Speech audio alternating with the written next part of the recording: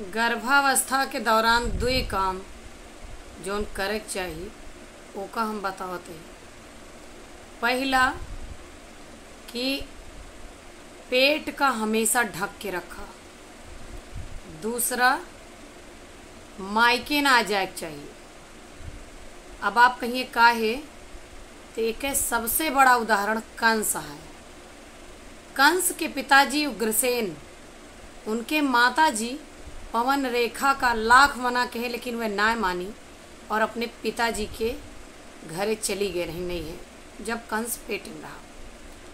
और पिताजी के बगीचे में वह घूमत रही, वहीं द्रुमिल नामक दुष्ट राक्षस के दृष्टि पवन रेखा के पेट पर पड़ी।